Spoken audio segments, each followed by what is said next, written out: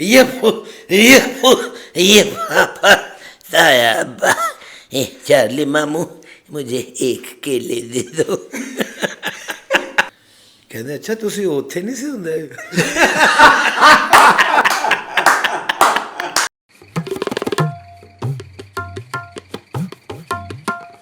अस्सलाम वालेकुम व्यूअर्स, मैं आपका हफीज़ ताहिर और आज मेरी पॉडकास्ट में एक ख़ास मेहमान हैं। क्या आप दूसरे जन्म पर यकीन रखते हैं? आप दूसरे जन्म पर यकीन रखें या ना रखें, मगर वो एक इंतहाई मारूफ और बड़े कॉमेडियन का दूसरा जन्म है। अलबेला साहब का नाम तो आपने यकीनन सुना होगा। फिल्म, थिएटर, सिनेमा, टेलीविज़न, एक बहुत बड़े एक्टर, बहुत बड़े कॉमेडियन। उनका दूसरा जन्म आज मेरा मेहमान है। मिलते हैं हनी अलबेला से। अस्सलाम वालेकुम। अस्सलाम वालेकुम सर। कैसे हैं सर अल्लाह का शुक्र। मेरे लिए बड़ी आज एक अजीब सा दिन है कि मैं अपने मेंटोर के सामने बैठा हूँ और मैं बड़ा खुशकिस्मत हूँ सर कि आपसे मेरा आगाज़ हुआ, बल्कि आपकी वजह से आगाज़ हुआ। तो अल्लाह पाक की बड़ी रहमत हो गई और वो एक अच्छे हाथ से जब बंदा निकलता है तो फिर मेरा ख्याल कामयाबियाँ उसका मुकद्दर बन जाती है। मैं ये समझता हूँ। माशाल्लाह, मुझे भी बहुत खुशी है और मैं इस वक्त एक फ्लैशबैक के मूड में हूँ कि कैसे तुम एक छोटे से बच्चे एंटर हो गए थे मेरे कमरे में। जी सर। और एक मेजर रोल किया था। तो वो ज़रा किस्सा तो सुनाएं कि मैं जो आपको एक बहुत बड़े अदाकार का दूसरा जन्म कह रहा हूँ तो क्यों कह रहा हूँ वो क्या वाक़या हुआ था? सर वो मैं क्योंकि अब्बू के साथ अक्सर टेलीविज़न आता रहता था, शौक़ था बहुत ज़्यादा। तो वो अक्सर मुझे कहते होते थे, कहते यार की करना है तू उत्थे जाके। मैं कह जी मैं तन देखने का शौक़ है बहुत ज़्यादा। तो मुझे याद है कि मैं आपके रूम में हम लोग बैठे हुए थे तो डिस्कशन चल रही थी। अब्बू ने क्योंकि जाना था बाहर यूके, कुछ शोज़ थे उनके। तो आप उनको कह रहे थे कि यार अलबेला साहब मेन रोल है तो मैं उन्होंने किस तरह अवाइड करांगा, ये तुसी मैंने इस चीज़ की समझ नहीं आ रही। तो अब्बू ने मजाकन कहा कि हफीज़ साहब ए जादू का ड्रामा है तो मेरा बेटा है, इन्हू तुसी यंग ताया अब्बा बना दो तो अच्छा हो जाएगा मैनेज। तो आपका एक कहका आया और आपने फिर मुझे देखा तो आपने कहा अच्छा चलो कोशिश कर लेने। सर उसके बाद पहला एपिसोड हम रिकॉर्ड करने गए तो वो सिचुएशन इस तरह की थी कि ओल्ड ताया अब्बा ने कोई मंत्र पढ़ा है तो वो गलत हो गया। तो उनकी जगह वो वहाँ फ्रीज़ हुआ तो वो फ्रेम आउट हुए तो मैं फ्रेम इन हो गया। अच्छा, क्योंकि वो मेरा बिल्कुल ही पहला था, डेब्यू था, ना कोई इतनी समझ बूझ थी कि क्या कैमरा क्या होता है। तो मैं सचमुच इतना घबराया हुआ था कि वो मेरा घबराहट का सीन उसके साथ जुड़ गया। अच्छा। सिचुएशन के साथ जब कट हुआ तो आपने मुझे बड़ा प्यार किया, आपने कहा यार वेरी गुड, बहुत अच्छी यार, यही एक्सप्रेशन चाहिए थे। तो मैं आज आपको बता रहा हूँ कि वो मेरे सचमुच के एक्सप्रेशन, मैं घबराया इतना हुआ था उस वक्त सारी सिचुएशन देख के। तो वो अल्लाह का ये करम हुआ। उसके बाद सर तकरीबन आगाज़ के बाद अब्बू जब वापस आए ना तो मैंने क्योंकि दो चार एपिसोड करने थे, मैंने कोई 12-15 एपिसोड कर लिए थे। तो अब्बू जब वापस आए तो हम पूरी फैमिली बैठे हुए थे तो अचानक ऐनक वाला जिन लग गया तो सब इकट्ठे हो गए, कोई अब्बू का ड्रामा आ गया, अब्बू का ड्रामा, मैं भी बैठा हुआ था। तो वो खांसी ओवरलैप हुई तो सब ने कहा अब्बू आ गए। तो जब फ्रेम इन हुआ तो मैं था। तो जब अब्बू ने मुझे देखा तो मुझे कहते बाबूजी तुसी तो मेरी खांसी की भी कॉपी की थी। तो इस तरह सर उस सिलसिले का आगाज़ हुआ अल्हम्दुलिल्लाह। और आपकी उस वक्त की मोहब्बत, आपकी शफ़क़त और आपके उस प्यार ने मुझे जो हौसला, जो कॉन्फिडेंस दिया, मैं अपने व्यूअर्स को ये बताना चाहूँगा कि ये बड़ा मुश्किल होता है कि नए आने वालों के ऊपर इतनी मोहब्बत और शफ़क़त का हाथ रखना। और हफीज़ साहब को मैं हमेशा अपनी दुआओं में याद रखता हूँ और ये मेरे मोहसिन हैं। और मुझे आज बड़ा फ़ख्र और ख़ुशी महसूस हुई कि आज बॉस ने मुझे बहुत देर बाद याद किया और मैं हाज़िर हो गया। व्यूअर्स, मुझे भी आज बहुत खुशी महसूस हो रही है। और हनी भी उन उन एक्टरों में से हैं जिन्होंने अनक वाला जिन में अचानक काम किया। हाँ जी। और उन्हें मैं एक्सीडेंटल एक्टर कहता हूँ, लाइक चार्ली मामू। असद भंडारा भी ऐसे मेरे पास आया, मेरे भाई ने कहा भाईजान मुझे नहीं पता इसे एक्टर बनाना। और हालांकि वो एपिसोड रिकॉर्ड हो चुका था और आखिरी सीन रिकॉर्ड हो रहा था, तो मैंने कहा अच्छा चलो देखते हैं। तो मैंने उसका जाओ मूछें लगाओ, ये करो वो करो, तो वो मेरे सामने आया, तो मैंने कहा चलो तुम करके देखो, and the rest is history. Most popular character, one of the most popular. इसी तरह हनी के साथ हुआ, और ये वाक़या तो आपने सुन ही लिया हनी की ज़बानी। एनीवे, मुझे बेहद खुशी है कि तुमने तरक्की की, और जिन अदाकारों ने को मैंने हाथ पकड़ा या अल्लाह ने मुझे तौफीक दी, उन्होंने अपनी जगह ज़रूर बनाई। अल्हम्दुलिल्लाह। अच्छा, एक बात मैं अक्सर देखता हूँ कि जो एक बड़ा एक्टर होता है, उसकी जो औलाद है वो उसके साए में पीछे रह जाती है। जी जी जी। आपके साथ कोई क्या असर हुआ? आपके अब्बा का फ़ायदा हुआ आपको, या उनके बड़ा होने का नुकसान हुआ? एक ऐसा सायादार दरख्त, उसके नीचे एक छोटा सा पौधा, उसका पनपना बड़ा मुश्किल हो जाता है। बड़ा मुश्किल होता। तो फिर यानी कि जिनके पीछे एक बहुत बड़ी लेगेसी होती है, उनके ऊपर तनकीद भी उतनी ही ज़्यादा होती है। लोग उनको उस नज़र से देखना चाहते हैं कि यार अगर ये अमिताभ का बेटा है अभिषेक, तो ये अमिताभ ही हो। हाँ। या ये अगर अपना धर्मेंद्र साहब का बेटा सनी देओल है, तो वो धर्मेंद्र ही हो। तो ऐसा नहीं होता, लोग असल में मिलाना शुरू कर देते हैं एक बहुत बड़ी लेगेसी को एक आगाज़ से। तो वो यानी कि कहाँ 50 साल और कहाँ एक लम्हा। हाँ बिल्कुल। तो अल्लाह पाक का ये मुझ पर ख़ास करम हुआ आपकी दुआओं से कि मैंने फिर टेलीविज़न के बाद फिर मैंने थिएटर से आगाज़ किया, और थिएटर से होता हुआ, लेकिन वो जो आप जिस बात का आप तज़किरा कर रहे हैं, मेरे साथ ये बहुत हुआ। बहुत लेग पुलिंग भी हुई, और बहुत से कामों से कट भी करवाया गया। यस। और बड़ा यानी कि मुझे ये याद है कि जब मैं अबू के साथ आता था एज व्यूअर देखने, सिर्फ उस वक्त का माहौल कुछ और था, उस वक्त लोगों का प्यार और था। जब मैंने ये काम शुरू किया तो लोगों का प्यार कंपटीशन में बदल गया और ख़ुद ब खुद। एब्सोल्युटली। कि यार ये एक तो पहले इतना बड़ा नाम है, और फिर ये भी उनके साथ थोड़ा सा आगे चलना शुरू हो गया। लगते हैं ना कि कहीं हमारी जगह ना ले दे। हाँ जी, हाँ जी, हाँ जी। हालांकि मैं सर शुरू से ही मैंने अब्बू को देखा, उनका तकवा देखा अल्लाह पाक के ऊपर, और टिल डेथ तक बहुत नेक आदमी थे। ऐसा उनका तकवा था, और वही तकवा अल्लाह ने मुझे भी नसीब किया उनकी दुआओं के सदके, कि मुझे कभी भी कोई काम इतना मुश्किल नहीं लगा।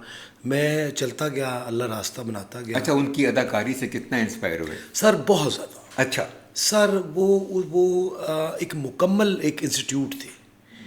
वो कॉमेडी में भी, और अपना जितने और कैरेक्टर्स उन्होंने किए हैं, फिल्म्स में किए हैं, टेलीविज़न में किए हैं, मैं ये समझता हूँ कि उनका 25-30% अभी इस्तेमाल हुआ था। क्योंकि हमारे यहाँ एक भेड़चाल ये चल पड़ती है कि जो जिस चीज़ में क्लिक हुआ है उसको उसी चीज़ में ही आगे लोग पसंद करना शुरू कर देते हैं, या उसी तरह का काम देना शुरू कर देते हैं। हालांकि अब्बू और मुनव्वर ज़रीफ साहब, ये तकरीबन इनका इकट्ठा डेब्यू था। हाँ। बल्कि अब्बू एक फिल्म सीनियर है मुनव्वर ज़रीफ साहब से, ये बहुत कम लोग जानते हैं। जी सर। अब्बू की फ़िल्म रिश्ता रिलीज़ हुई पहले, संतोष कुमार साहब, सबिया खानम साहिबा के साथ, और मुनव्वर साहब की फ़िल्म सेकंड पे आई थी। यानी कि पहली फ़िल्म अब्बू की रिलीज़ हुई, दूसरी फिल्म मुनव्वर साहब की।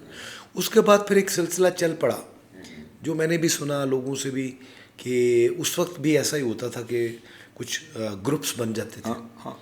वो अपने ग्रुप में दूसरा, चाहे वो बहुत अच्छा आर्टिस्ट है या बड़ा टैलेंटेड है, वो कोशिश करते थे कि लोग कि यार उसको अवॉइड ही किया जाए। अच्छा, आप उनसे सिर्फ इंस्पायर ही हुए, या उन्होंने उंगली पकड़ के कोई गुर भी सिखाया है आपको? सर वो मैं ये समझता हूँ कि उनसे, उनकी संगत में रहना, उनको देखना, उनको ऑब्ज़र्व करना, मेरा ख्याल मेरे लिए तो वो एक ऐसा चश्मा थे कि वो, मैं उससे बहुत सराब हूँ अल्हम्दुलिल्लाह। और मैं भी ये समझता हूँ कि अभी भी जो काम करने वाले हैं, मैं भी उस पैटर्न से, क्योंकि आप जैसे मोहसिन बार बार नहीं मिलते, बड़ा मुश्किल हो जाता है सर, बड़ा कंपटीशन का सफ़र है। और ये अल्लाह पाक की को ख़ास रहमत है कि मैं आज आपके सामने बैठा हूँ, जिसमें मैंने इंटरनेशनल बहुत अल्हम्दुलिल्लाह काम किया। अभी भी मेरी एक इंटरनेशनल अपना फिल्म रिलीज़ होने वाली है। तो मैं ये समझता हूँ कि हमारे यहाँ तकवा की बड़ी कमी है। लोग ये समझते हैं कि यार बस ये कर लो, खींच लो, छीन लो, ये कर लो। वो ये इस बात का यकीन नहीं रखते कि जो अल्लाह पाक ने उनके लिए रखा है वो उनको मिलेगा, उन तक पहुँचेगा। और मैं आपके सामने उस चीज़ की एक बड़ी छोटी सी एक मिसाल हूँ कि मेरा जो तकवा है कि मुझे, मेरे आगे रास्ता रोकने वाले बेपनाह लोग थे, आज भी हैं, बिल्कुल होंगे, करते हैं, लेकिन मैं इस चीज़ पे अल्हम्दुलिल्लाह कायल हूँ कि जो परवरदिगार ने मेरे हिस्से का काम या मेरे हिस्से का प्यार लोगों के दिलों में रखा है वो आज भी मौजूद है। अच्छा, कोई आप मुझे एक वाकया सुना रहे थे कि जब आपका पहला एपिसोड चला या दो, जी जी जी वो जी क्या जी। वाकया था वो स्टेडियम वाला? सर वो मैं, क्योंकि उस वक्त बिल्कुल ही पहला काम था और मैं क्योंकि था भी उस वक्त स्टूडेंट, तो क्रिकेट का बड़ा शैदाई रहा हूँ मैं हमेशा से। हाँ, मुझे याद है। हाँ जी, हाँ, तो हम लोग सर फैसलाबाद एक मैच खेलने चले गए, तो उधर ग्राउंड था एक बहुत बड़ा, तो उधर मैं पहुंचा तो अभी मेरा ख्याल दूसरा तीसरा एपिसोड ऑन एयर हुआ था। तो वहाँ पे ग्राउंड में ना मुझे 2-3 लड़के मिले, तो अब वो मुसलसल मुझे देख रहे हैं, गौर कर रहे हैं कि यार इन्हों कितने विखे है, कौन है। आखिर उनसे रहा ना कि वो मेरे पास आ गए। मैंने कहा अस्सलाम वालेकुम। भाजी तुसी ऐनक वाले जिंच काम किया हुआ? मैं कहा हाँ जी। अच्छा, कहना मैं तो नाल दे नूं यही कहन दिया था कि भाई नूं कितने विख्या हुआ है। तो मैंने कहा जी मैं वही हूँ। अच्छा अच्छा अच्छा। वो मिले, सर को 15-20 मिनट गुजरे हैं कि बच्चों से ख़वातीन से स्टेडियम कचाकच भर गया। लोग कहते ओए यफू यफू ये फाफा किथे है। सर मैच रुक गया फैसलाबाद में। वो आ गए कुछ 200-250-300 लोग, बच्चे, ख़वातीन। वो क्योंकि वो अपना मोबाइल्स का दौर नहीं था वो, लेकिन वो बेचारों को वो अपना ऑटोग्राफ ले रहे हैं, कुछ हाथ मिला रहे हैं, बड़ी मुश्किल से वहाँ से उनको रिक्वेस्ट करके। तो वहाँ वो जो जगह खाली कराई क्योंकि हमारा मैच था, वो जो उस लड़के साथ में थे वो कहते यार बड़ी गल है यार, तू तो मशहूर हो। एनक वाला जिनके बाद उसकी वजह से या शोहरत की वजह से कौन कौन से प्रोजेक्ट किए फिर टेलीविजन पे? सर उसके बाद फिर एक थोड़ा सा गैप हो गया क्योंकि उस वक्त मेरी एज ऐसी थी। You were very young, ji no? जी जी बिल्कुल, हाँ। बच्चों में ना बड़ों में। मेरे नज़दीक फिर थिएटर, मेरे नज़दीक थोड़ा सा मुझे ज़रा वो आसान रहा क्योंकि थिएटर पे मुख्तलिफ मल्टी कैरेक्टर्स वहाँ मिल जाते थे। फिर थिएटर मैंने ज्वाइन किया, वो को 8 साल 6 साल 7 साल मैंने थिएटर किया। तो थिएटर से फिर मुझे मज़ीद कॉन्फिडेंस बहाल हुआ ज़रा मुख्तलिफ कैरेक्टर्स से। तो उसके बाद फिर मैं अल्लाह गरी की रहमत करे, आज़म खुर्शीद साहब, हाँ, वो मेरे भी उस्तादों में हैं। जी जी सर। आज़म साहब ने मुझे फ़ोन किया, मुझे कहते कहाँ हो? मैं कहा जी मैं घर हूँ सर। कहते मेरे पास चक्कर लगाओ PTV में। कहा अच्छा जी। मैं चला गया। आज़म साहब भी आपकी तरह इतनी मोहब्बत करते थे सर, इतना प्यार करते थे, शायर आदमी, आर्टिस्ट आदमी। वो ये कहते ओ यार तेरे नाप का एक करैक्टर आया है। अरे वाह वाह वाह वाह मैं वाह कहा, अच्छा। तो वो हीरो था सर, पहली दफ़ा भाई वाह। First hero. और मेरे साथ 2 हीरोइंस थी, टेली थिएटर था वो। तो मैं बिल्कुल स्मार्ट सा उस वक्त भी, धान पान। तो मुझे कहते हैं ये स्क्रिप्ट पढ़ो। मैं कहा अच्छा जी। वो स्क्रिप्ट मैं कहते इसकी हम रिकॉर्डिंग 2 दिन की रिहर्सल है, उसके बाद हम रिकॉर्डिंग करेंगे। मैं कहा जी ठीक। सर वो मुझे 2 टेली थिएटर फिर आज़म खुर्शीद साहब ने करवाए एज लीड। वो बड़ी मज़े की चीज़ हुई वो। टीवी के ड्रामे से ज़्यादा थिएटर किया है ना? जी जी जी जी। तो थिएटर में सबसे पहला ड्रामा कौन सा था? सर वो था ड्रामा बल्ले भाई बल्ले, बल्ले वे बल्ले। रामरा आर्ट्स काउंसिल हॉल नंबर 2। वो मेरा आगाज़ था, मेरा डेब्यू था। तो उसमें भी मुझे बड़ी तनकीद का सामना करना पड़ा। डायरेक्टर साहब जो थे उनको जो रोल मेरे हिस्से आ रहा था वो लीड रोल था। हाँ हाँ।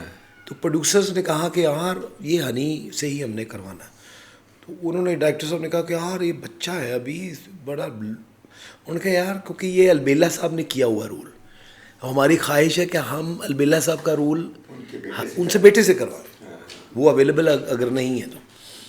बहरहाल बहुत थोड़े बहुत उसके बाद उन्होंने ये कहा कि ठीक है चले मैं ट्राई करता हूँ। तो मैंने फिर कहा मैं कि सर मैं कोशिश करता हूँ, अगर मैं आपकी उम्मीदों पे पूरा ना उतरा तो आप मुझे चेंज कर दीजिए। हाँ, मुझे उतार दें। उन्होंने मेरे ये कॉन्फिडेंस देखा, मुझे कहता अच्छा चलो ठीक है।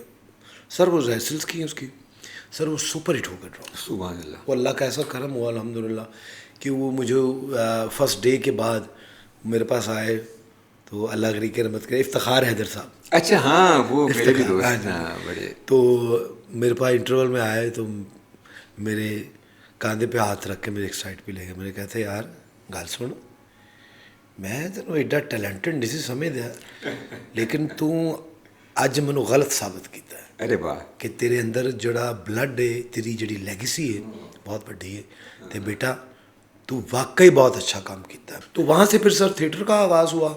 मैंने तकरीबन कोई 15 साल 10 साल रेगुलर किया, और जिन लोगों के साथ किया सर उनमें वसीम अब्बास साहब, फिरदौस जमाल साहब, इस्माइल तारा मरहूम, ज़ेबा आपा, उमर शरीफ साहब, बड़े एक्टरों के जी साथ। सर, मरहूम शौकी खान साहब, आबिद खान साहब, बब्बू बराल साहब, मस्ताना साहब, और अपना सुहेल अहमद साहब, यानी कि वो जितने उस वक्त के बहुत बड़े नाम थे जो यूनिवर्सिटीज़ का दर्जा कोई रखते शक थे नहीं थिएटर में इसमें। सर। मस्ताना साहब भी उन्हीं में से थे। मस्ताना साहब बहुत बड़े माशाल्लाह। तो मेरी खुशकिस्मती सर, मैंने आगाज़ इन लोगों से किया। फिर जब मुझे याद है कि एक ड्रामा हम लोग उसकी रिहर्सल्स कर रहे थे, इरफान खुसर साहब अल्लाह उनको ज़िंदगी से दे, इरफान साहब ने भी सर मुझे बड़ा सपोर्ट किया थिएटर में, और मुझे मैं भी उनका वो भी मेरे उन्हीं मोहसिनों में से जिनमें से आप हैं, तो बड़ा सिखाया सर। क्योंकि उस वक्त सर थिएटर कर लेने का मतलब ये था कि आप उस अच्छी एक लीग में आ चुके हैं। हाँ बिल्कुल, अच्छे और फिर लोगों इतने बड़े लोगों के साथ काम करके बंदा वैसे ही सीखता है, उनकी टाइमिंग, उनके पॉजेस, ड्रेसेस, मूव्स। फिर उसके बाद सर जो ओरिजिनल थिएटर किया हो जिसने, उसके बाद फिर थिएटर ने अपना रंग बदलना शुरू कर दिया। उसकी वो खुशबू, उसकी वो महक, उसका रंग मध्यम पड़ना शुरू हो गया। वो फिर क्योंकि हम लोग जो सीख कर आए थे, जिन लोगों को देखा उनमें से वो लोग लातादाद या छोड़ चुके थे या दुनिया से जा चुके थे। तो वो फिर एक बड़ा मज़े का सर एक सीन हुआ कि अलहमरा 1 नंबर हॉल में हम ड्रामा कर रहे थे, शीदा इन शारजा। अच्छा। तो उसमें मस्ताना साहब मरहूम, मैं, तारिक टैडी मरहूम, आसिफ इकबाल, बड़ा अच्छा बड़ा खूबसूरत ड्रामा था, और हॉल 1 नंबर सर पैक था, जैम पैक हॉल। उसमें मेरा मेन रोल था और मैंने पूरे जोर लगाया हुआ था। लोग यानी कि मैं बात करता था तो लोग हंसना शुरू हो जाते थे, यार मज़ा आ रहा। अब्बू बाहर थे तो उस ड्रामे में चलते प्ले में अचानक मेरे वाले सीक्वेंस में अब्बू इंटर हो। अच्छा। First time unexpected. तो वो प्रोड्यूसर्स जो थे वो अब्बू का उनके साथ बड़ा प्यारा ताल्लुक था।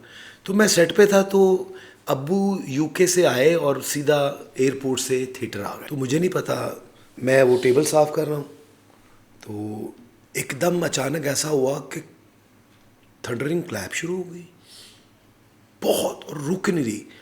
अब मेरा मुंह इधर है तो मुझे नहीं पता पीछे कौन आ चुका है, तो मैं लोगों को देख रहा हूँ कि क्लैप क्यों कर रहे हैं। मैं कोई ऐसी हरकत भी नहीं की, अकेला मैं स्टेज पे खड़ा हूँ। सर जब वो बहुत क्लैप बढ़ी तो मैंने सर टर्न किया तो अब्बू खड़े हुए, मेरे तो सर हाथ पैर फूल गए कोर्स। और मैं ये पोजीशन मेरी इनकी शिवरिंग शुरू हो गई मुझे, क्योंकि अब्बू के साथ तो मेरा वो अब लोग क्लैप कर रहे हैं, अब्बू इंटर हो गए तो मुझे कहते हैं अपना बाबू जी तुसी इत्थे होंदे हो।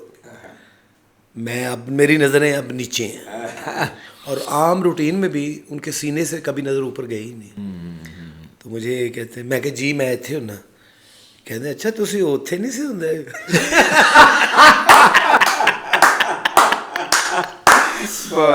और क्लैप। सर क्लैप चल रही है और मैं बिल्कुल ज़मीन में गड़ चुका हूँ और वो आखिर हॉल में से एक बंदे ने आवाज़ लगाई, मुझे कहते हैं और बोल हुण बोल।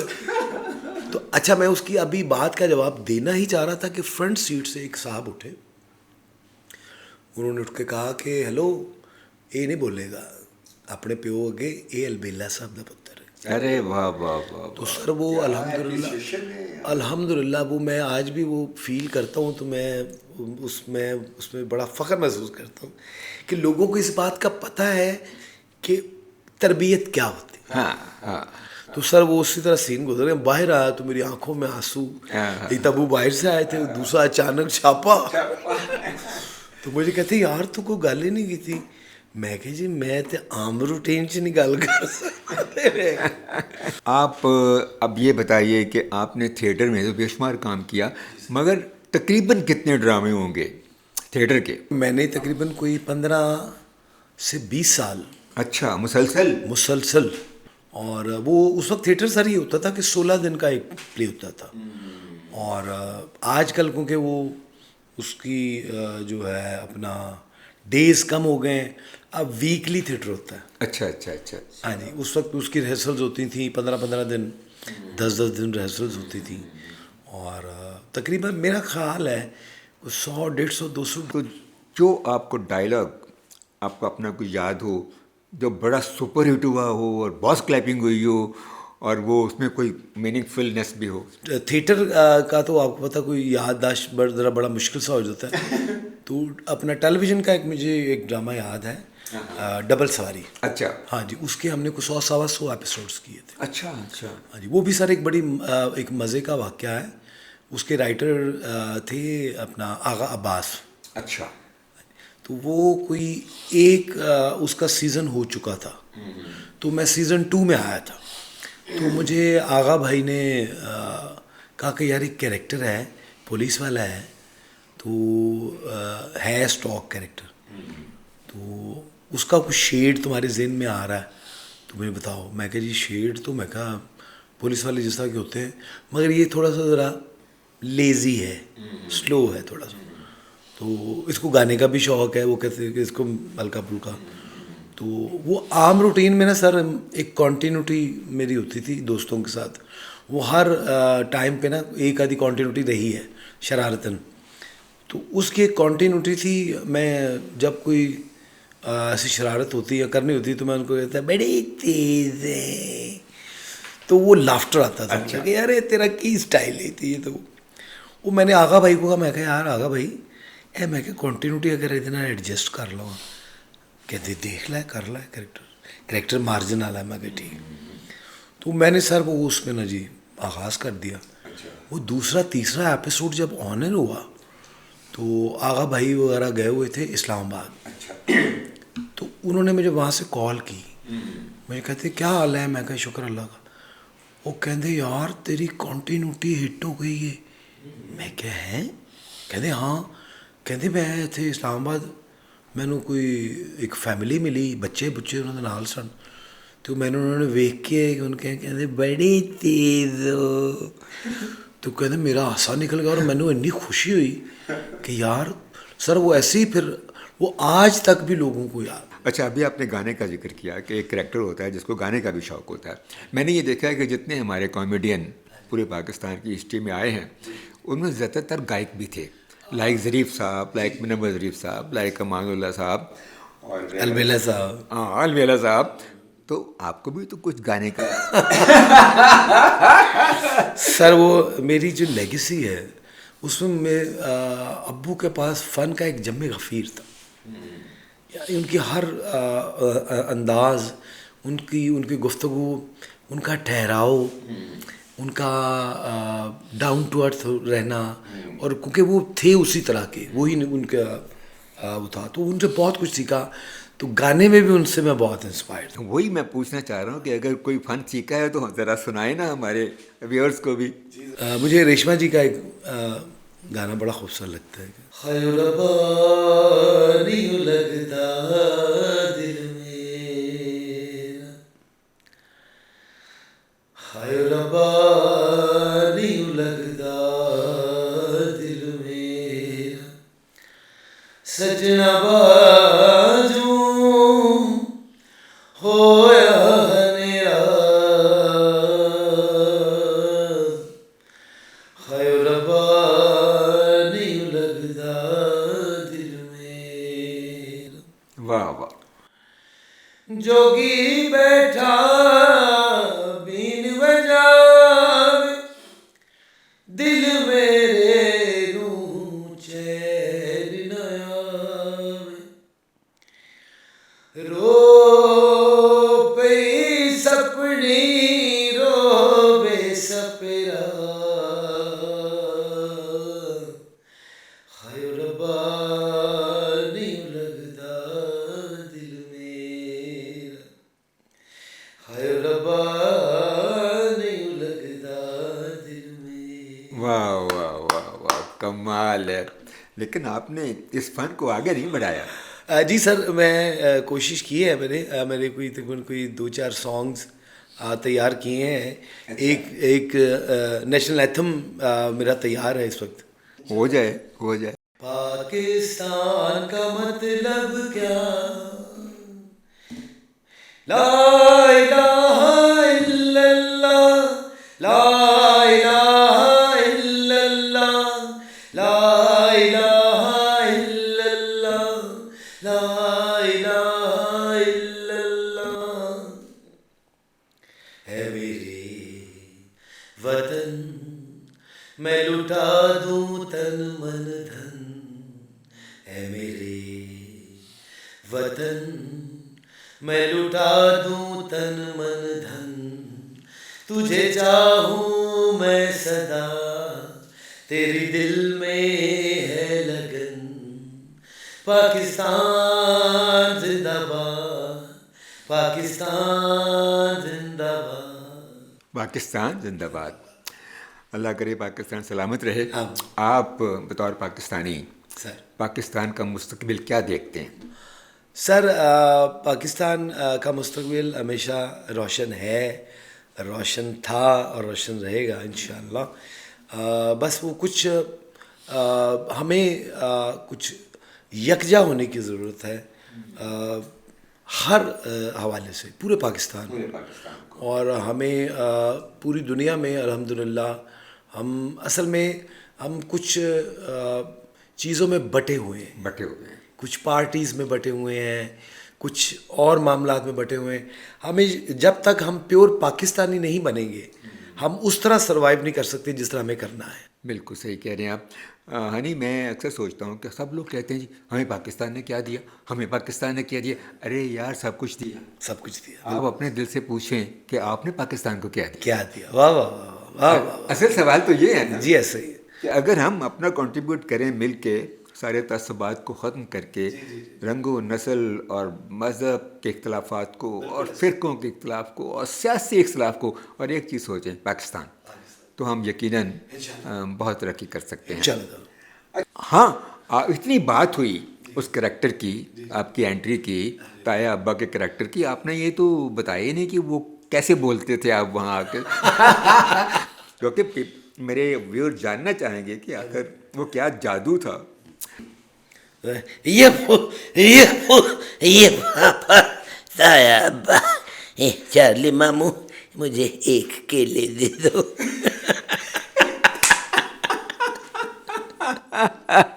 और आगे चार्ली मामू, हम केला चाय में डबो डबो कर खाएगा।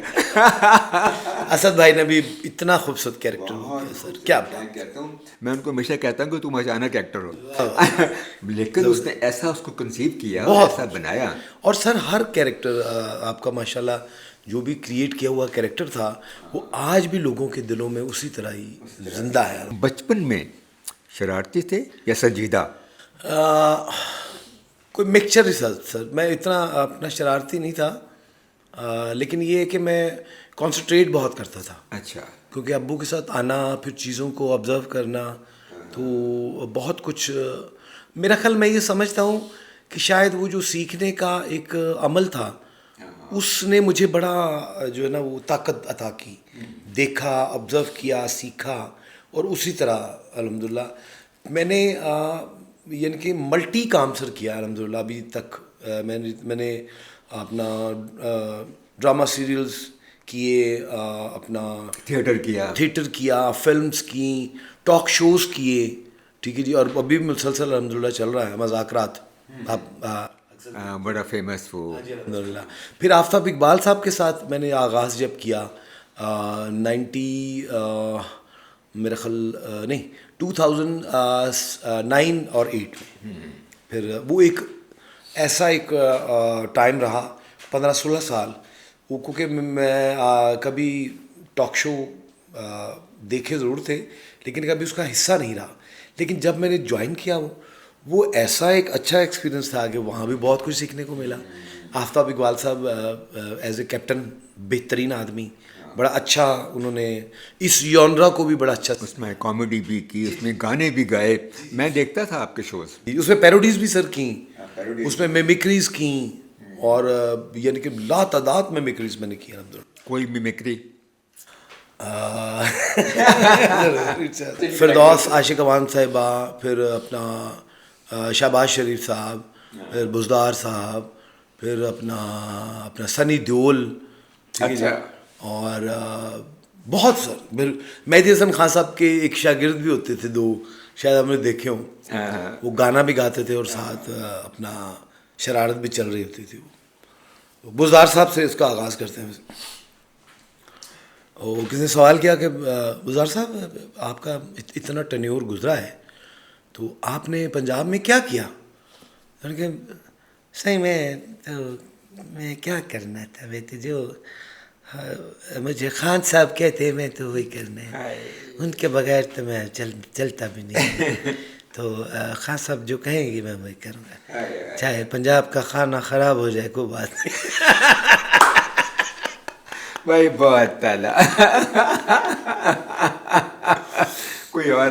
तारिक अजीज़ साहब। हाँ वो ज़रूर। ओहो, हमने बहुत काम किया उनके साथ। मैंने बड़ा मशकूर हूँ जनाब काबिल एहतराम जनाब हफीज़ ताहिर साहब का कि आज उन्होंने मुझे इस पॉडकास्ट में मदऊ किया और आने वाले मुअज़्ज़ज़ मेहमानों को खुश आमदीद। मेरे हॉल में कोई ऐसा शख्स जिसके हाथ में तलाकनामा हो। यार बिल्कुल ऐसे ही कहते थे वो। बिजली का बिल हो, कोई ठिकाना हो। मैंने को 5-6 साल उनके साथ लाख बार किया। आप तारक अजीज शो बड़े इंटरेस्टिंग आदमी थे, क्या ही कहने। और मेहदी हसन साहब की कॉपी भी तो करते थे आप? जी सर, उनके 2 शागिर्द थे जिनका उनको नहीं पता था। अच्छा। तो वो कहते जो मैं और मेरा भाई जो है वो ज़िंदगी के बड़े ऐसे सफ़र तय किए हम लोगों ने जो नामुमकिन थे। मेरे भाई को असल में ड्राई फ्रूट खाने का बड़ा शौक़ है। वो रेडियो पे जाता है, फल उठाता है, उसको खुश्क करता है और वो ड्राई फ्रूट खाता है। वो बताला खान साहब ऐसे बोलते थे। सर क्या बात। मैंने भी उनके साथ काफ़ी काम किया। मेरी खुशनसीबी, इतने बड़े आर्टिस्ट ने मेरी गज़ल गाई। सर मैं खान साहब का गज़ल गाने का अंदाज़ भी बहुत मज़ेदार था। बहुत बड़ा नाम सर पाकिस्तान बल्कि एशिया। खान साहब का गज़ल का एक अंदाज़, वो मैं अक्सर उनको ही कहता था। वो मैंने एक आइटम बनाई थी कि खान साहब कहीं गज़ल गा रहे थे स्कूल में। अच्छा। तो गज़ल गाते गाते बच्चों ने फरमाइश की कि हमें लपे आती सुनाए। अच्छा। तो अब उन्होंने चलती गज़ल में लपे आती एडजस्ट की और वापस फिर गज़ल में आए। दिल वीरान है तेरी याद है, तन्हाई है, जिंदगी दर्द की बाहों सिमट आई है। वो बच्चे ने फरमाइश की, है अंकल हमें लपे आती सुनाए। है अच्छा बेटा, किस मुकाम पे तुम्हें लपे आती याद आई है? लपे आती है दुआ बन के तमन्ना मेरी, जिंदगी शम्मा की सूरत तू, खुदाया मेरी दिल वीरान।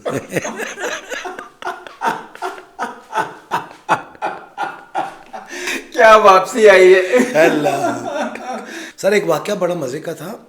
वो एक गाना उनका ना, क्योंकि वो हमेशा उनके गाने शाहिद साहब पे हुए हैं, नदीम साहब पे हुए हैं, मोहम्मद अली साहब पे, तो नज़ीर अली साहब एक बहुत बड़े मौसीक़ार, बहुत बड़े मौसीक़ार। क्या बात। एग्रीड। वो सर उन्होंने ना एक गाना मेहदी हसन खान साहब से गवाया और वो पिक्चराइज करवा दिया सुल्तान राय साहब। लो दोस्तों। वो उनको पता चला तो वो ना स्टूडियो आए तो उन्होंने कहा वो नज़ीर कहाँ है। वो लोगों ने कहा जी वो ये इधर कहीं दफ्तर में है, बुलाओ उसको जरा। अच्छा क्योंकि दोस्त भी थे, प्यार भी बहुत था, तो नज़ीर साहब को पता चला, नज़ीर साहब को कि खान साहब बुला रहे, तो वो कहा जी खान साहब हुक्म हुक्म है। नज़ीर ये जो तुमने मुझसे गाना गवाया है, सुना है एक लड़ाई झगड़ा करने वाले पे पिक्चराइज।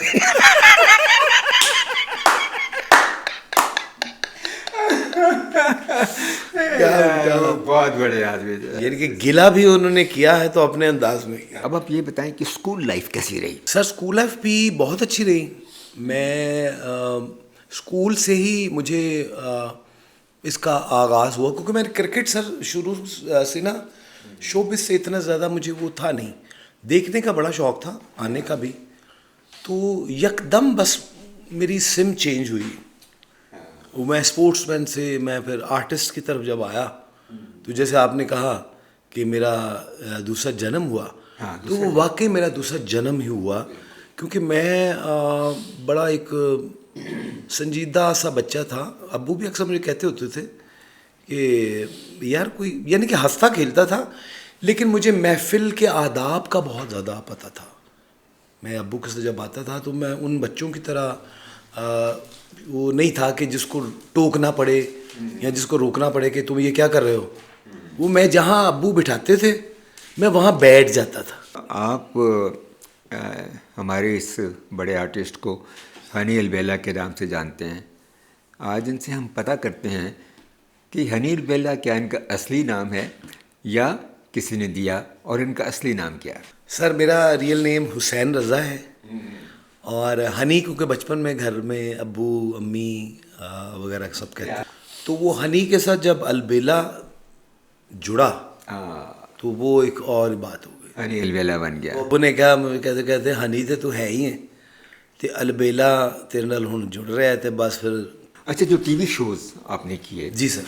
जैसे मज़ाकरात आप बता रहे हैं। जी मज़ाकरात किया। इसके अलावा कौन कौन से किए। सर मेरा आगाज़ टॉक शो से हुआ था, खबरनाक। खबरनाक से हुआ जी था। खबरनाक, ये जियो का। आफ्ताब इकबाल साहब उसके होस्ट थे। वहाँ से आगाज़ हुआ और हम फिर चल निकले। फिर 5 साल वहाँ किया।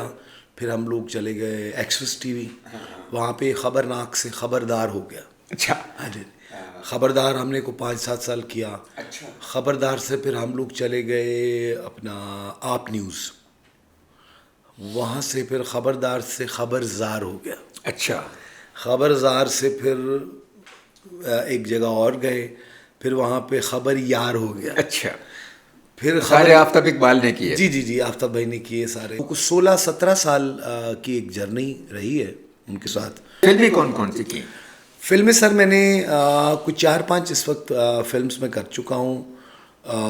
इंडियन पंजाबी और पाकिस्तान की मैंने कोई अभी 2-3 फिल्म्स की हैं जो अभी रिलीज़ होनी है, जिनमें एक है अपना जोड़ी सलामत रवे। अच्छा। और मैंगो जट, और मेरी एक इंडियन पंजाबी फिल्म आ रही है 7 o'clock। अच्छा, वेरी नाइस। ये 7 o'clock बड़ा इंटरेस्टिंग नाम है। हाँ जी, फिल्म भी इंटरेस्टिंग है। बहुत ट्रैवल किया। कहाँ कहाँ गए sir? UK, Europe, Canada, USA, middle east, Thailand, और बस ये नहीं ममालिक में। हाँ, नहीं ये काफ़ी ट्रैवलिंग है। मेरा मतलब है कि, और जाहिर है कि फिर दूसरे के खर्च पे। नहीं, कभी कभी आपने खुद ट्रैवल करना, खर्च करना जरा मुश्किल है जिंदगी जो है ये कॉमेडी है या ट्रेजेडी है? सर। अगर ज़िंदगी गुजार दी जाए तो कॉमेडी है, और अगर सोचें कि कैसे गुजरेगी ये ट्रेजेडी है। ये ट्रेजेडी है, यानी सोचना नहीं चाहिए। मिक्सचर है ये कभी। हाँ हाँ बिल्कुल, यानी ये फार्मूला ये हुआ। ये सोचना नहीं है, चलते रहना है। जब आपको मालिक कायनात ने पैदा किया है, बात फिर आपकी वहीं जाके जुड़ती है तवक्कुल पे। तवक्कल। कि अल्लाह साहब तवक्कुल करें अगर खुदावंद करीम की ज़ात पे, तो फिर ज़िंदगी ट्रेजेडी नहीं है, सर खुशकुन है। खुशी है। किसी भी चीज़ का रिटर्न का गुमान नहीं कर रहे कि अगर मैं किसी के साथ मोहब्बत कर रहा हूँ या किसी के साथ प्यार कर रहा हूँ या किसी के लिए कुछ कर रहा हूँ तो रिटर्न में ये मेरे लिए कुछ करेगा। नो नो नो, जब आप ऐसा सोचेंगे फिर आप ट्रेजेडी में चले जाएंगे। मैं पूछने वाला था कि आपके नज़दीक मोहब्बत क्या है, ठीक है ना। मुझे आपने बता दिया कि मेरे नज़दीक मोहब्बत ये है कि आदमी जब प्यार करे तो रिटर्न की तवक्को ना रखे। तो मोहब्बत की जी सर चल रही है माशाल्लाह। अभी भी चल रही है? जी सर। अच्छा, मतलब वो कौन खुश नसीब खातून है जिनसे आपने मोहब्बत की और अभी तक चल रही है? सर मेरी 2 मिसेस हैं माशाल्लाह, अच्छा, और दोनों ही के साथ बड़ी मोहब्बत है, बच्चों के साथ बड़ी मोहब्बत है। माशाल्लाह। और अल्लाह का बड़ा शुक्र है, मैं बड़ा शुक्रगुजार हूँ परवरदिगार का कि मुझे हर वो चीज़ मालिक ने अता की जो मैंने सोची। अच्छी औलाद, अल्हम्दुलिल्लाह। अच्छी बीवी। जी। अच्छा, जो शादी की वो फैमिली में की या शोबिज़ में? शोबिज़ में नहीं, फैमिली में। जी। दोनों शादियाँ बाहर हुई हैं। अच्छा, 2 की शादियाँ? 2 शादियाँ की और एक ही घर में हम लोग रहते हैं। भाई वाह, ये तो बड़ा मुश्किल काम है कि बैलेंस रखना, चीज़ों को सारा चलना। बस ये वो मैं आपको बता रहा हूँ ना सर कि जब आप तवक्कल आपका मजबूत होना, फिर बहुत सी चीज़ें आपके साथ चलना शुरू हो जाती हैं आपकी मदद के लिए। दोनों शादियाँ जो थीं उसमें अपनी ही मर्जी थी या वालिदैन की मर्जी भी शामिल थी? ने वालिदैन की मर्जी शामिल। दोनों शादियाँ वालिदैन की मर्जी से? तकरीबन। ये ज़रा एक मीनिंगफुल बात होगी, तकरीबन वाली बात। यानी कि कुछ उनकी मर्जी थी, कुछ मेरी ज़्यादा थी। ये तो ज़बरदस्त बात आपने की, और ये कहानी कुछ मुझसे मिलती जुलती है। अच्छा जी। मैं सर ये समझता हूँ कि अगर आपने मोहब्बत की है तो फिर मोहब्बत निभाएं, ये मुश्किल काम है। उसको अधूरा न छोड़ें। अच्छा, उसमें बाज़ औक़ात ये होता है कि कुछ ऐसी सिचुएशंस आ जाती हैं जब बंदा फ़ैसला करने पर मजबूर हो जाता है, लेकिन वो वक्त कोशिश करें कि गुजर जाए। हाँ, वो गुजर जाए, क्योंकि मोहब्बतें बांटना बड़ा मुश्किल काम है। अल्लाह ताला आपको और तौफीक दे। अच्छा, जाते जाते कोई चुलबुला सा गाना अगर आप सुनाएं तो हम वहाँ पे अपने प्रोग्राम को वाइंड अप करें। एक अब्बू का ही सॉन्ग, फिल्म का नाम मेरे ज़हन में नहीं आ रहा, लेकिन वो सॉन्ग था, वो फ़कीर बने होते हैं। अच्छा, तो मांग रहे होते हैं। सुल्तान राय साहब का कोई एक्सीडेंट होता है तो उनके इलाज के लिए ना थाईलैंड में वो गाना पिक्चराइज हुआ था। अच्छा, वहाँ फ़कीर बन के तो मांग रहे हैं। हाँ। तो हीर को उन्होंने इंग्लिश में कन्वर्ट किया उस गाने में, 2-3 बोलों में। वो आपको बड़ा मज़ा आएगा। Alf dear near sit here you don't fear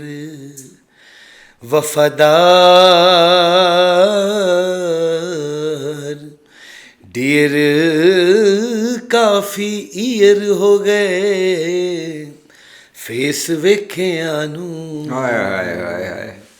Why not you giving दीदार dear? La la la la la la Lurie री री ला। वाह वाह। हिट वजी मैनू तकदीर दी, करो कुछ मदद फकीर दी। हिट वजी मैनू तकदीर दी, करो कुछ मदद फकीर दी। मैं इश्क दा शहजादा, 2 दिन तो कुछ नहीं खादा। हिट वजी मैनू तकदीर दी, करो कुछ मदद फकीर दी। चैरिटी चिंपा चिंपा हुर्र चिंपा चिंपा हुर्र टक टक टक टक किड़कम्बा। बहुत खूबसूरत। बहुत शुक्रिया। इस नोट पे इजाज़त चाहते हैं अपने व्यूअर्स से, सर। और आपका शुक्रिया, आप मेरे प्रोग्राम में आए और मेरे लिए वक्त निकाला, और मुझे आप फ्लैशबैक में ले गए कि कैसे हमने सफ़र शुरू किया और ऐसा ऐसा ट्रैवल करते हम लोग यहाँ तक पहुँचे। तो व्यूअर्स, अगर आपको ये प्रोग्राम अच्छा लगा हो तो व्यू करें, इसको शेयर करें, लाइक करें और सब्सक्राइब करें, और ये सारी खूबसूरती और ये सारा जो आपने सुना देखा इसको फैला दें। आपका बहुत बहुत शुक्रिया, और हम वादा करें कि पाकिस्तान के लिए वो सब कुछ करेंगे जो हमें करना चाहिए। Thank you very much. Pakistan पाइंदाबाद।